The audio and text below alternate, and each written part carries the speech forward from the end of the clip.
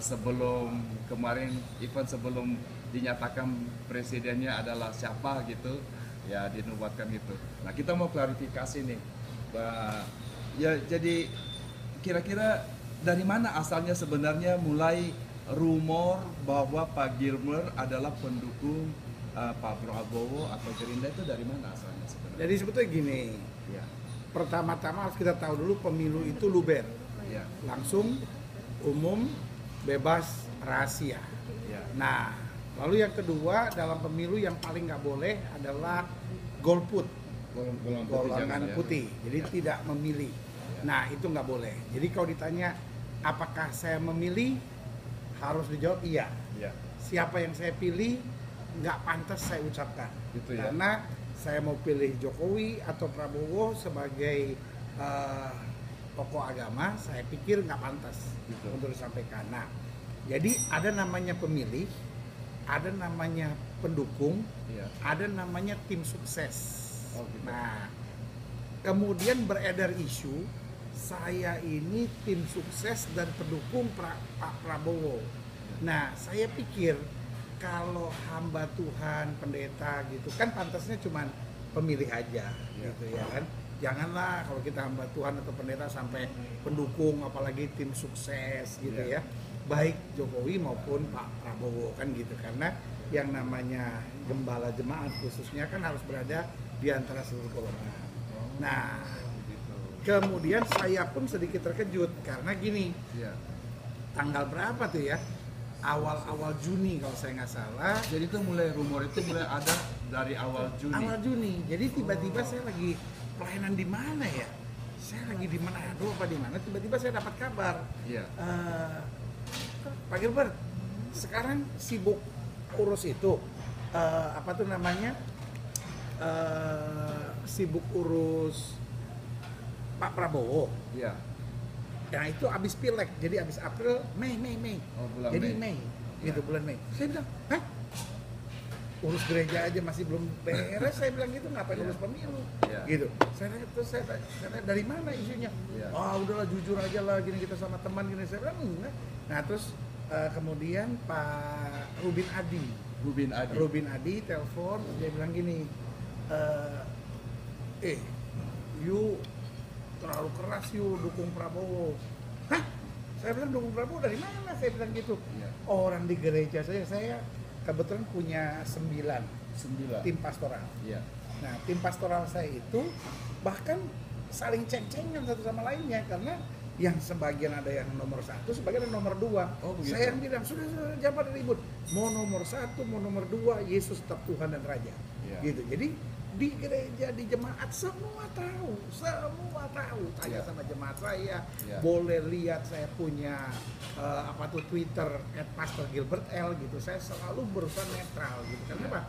Karena buat saya siapapun presidennya, buat saya yang paling penting Indonesia damai. Iya. Indonesia diberkati. Jadi siapapun presidennya yang penting Indonesia damai gitu ya kan. Gitu ya. Karena buat saya tidak dalam kapasitas, karena gini, saya kan buta politik gitu. Saya kan bukan tokoh politik, saya tokoh agama. Iya. Kecuali Tuhan bicara sama saya. Gitu. Iya. Nah, dalam hal ini saya tidak merasa Tuhan bicara. Iya. Meskipun ada banyak orang yang bilang Tuhan bicara gitu. Nah, tiba-tiba Rubin Adi itu, pendeta Rubin Adi kirim ini ke saya. Ini Nah, yang foto ini pendeta Rubin Adi ya. Nah, tiba-tiba jadi gini, di tengahnya ini ada gambar Prabowo Hatta nomor Iya. 1, Iya. lalu ada Pak Yakub Nahuai, ada saya, ada Pak Paryaji, sama ada Erastus Sabdono. Kebetulan namanya pendeta, pasti ada posenya lagi begini. Oh, ada gitu Iya lagi. dong, maksudnya Yesus Tuhan, Oh, saudara-saudara lagi datang nunjuk kayak gitu. gitu kan. Nah, ini dianggap sebagai kita semua pendukung nomor 1. Tadi kan saya bilang, ada pemilih, ada pendukung, Iya. ada tim sukses. Iya. Gitu. Itu ada tiga tingkatan gitu ya. Nah, Iya. tiba-tiba ini, Pak Yakob memang jelas adalah pendukung Pak Prabowo. Which is buat saya juga nggak salah juga kan, sebagian ada yang dukung, banyak sekali pendeta yang dukung Jokowi, sebagian ada yang dukung Prabowo. Istilahnya ini sama seperti kayak sebagian dukung Jerman, sebagian dukung Belanda, sebagian dukung Brasil gitu. Oh, gitu ya. Kebetulan yang menang Jerman. Iya. Iya kan, jadi dimaki-maki lah Pak Yakob ini. Nah, saya tidak pernah dengar Ya. Tapi katanya beliau pernah bilang Tuhan bicara sama saya. Nah kalau sampai begitu berarti keliru, itu jelas gitu. Tapi buat saya gitu, kalau ada yang mau dukung ini mau dukung, saya tidak gitu. Sebetulnya saran saya bagusnya pendeta tidak dalam kapasitas menjadi tim pendukung.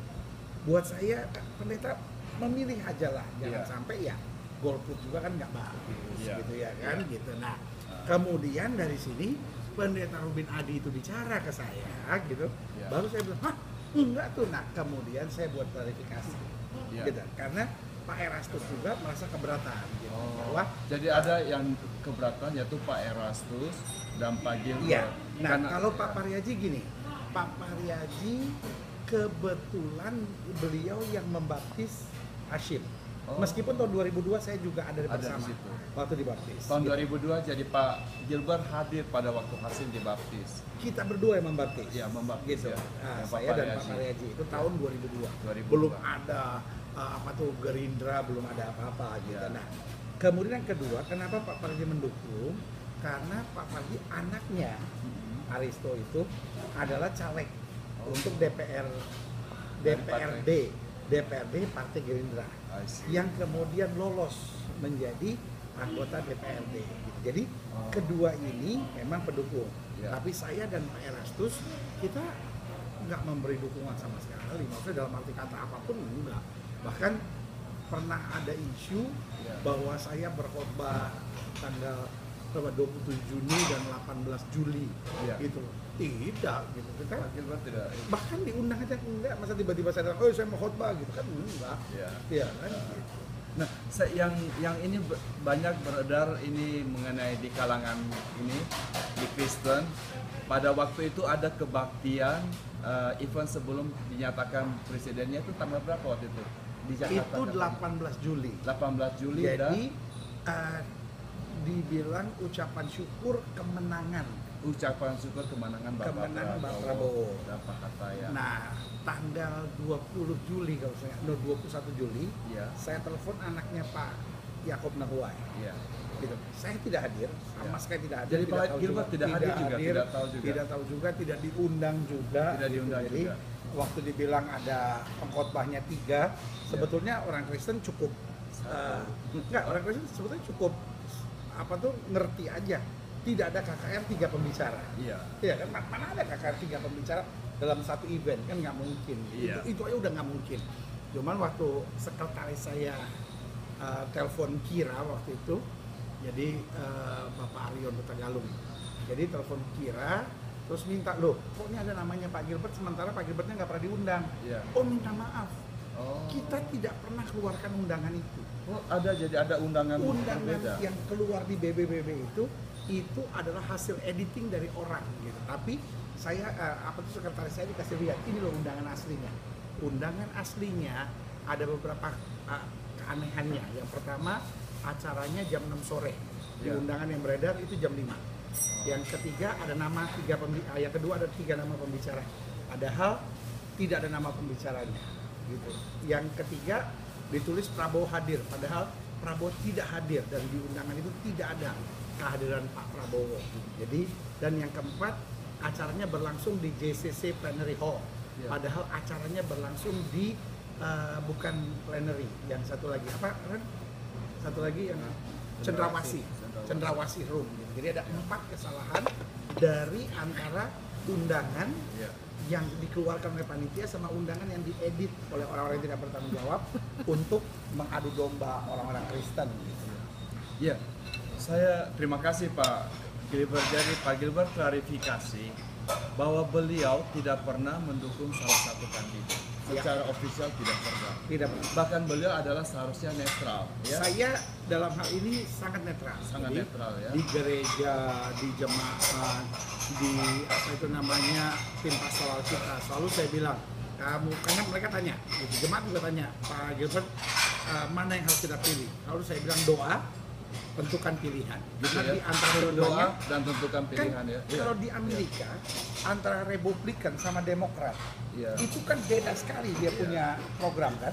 Tapi kan dua-duanya ini programnya hampir sama kan. Ini kan cuma beda orangnya saja gitu. Jadi dan buat saya nggak mungkin lah gara-gara salah satu presiden tiba-tiba dolar bisa jadi 5.000 gitu, tiba-tiba Indonesia bisa jadi dahsyat gitu. Buat saya tidak akan ada perubahan yang terlalu signifikan gitu di antara keduanya.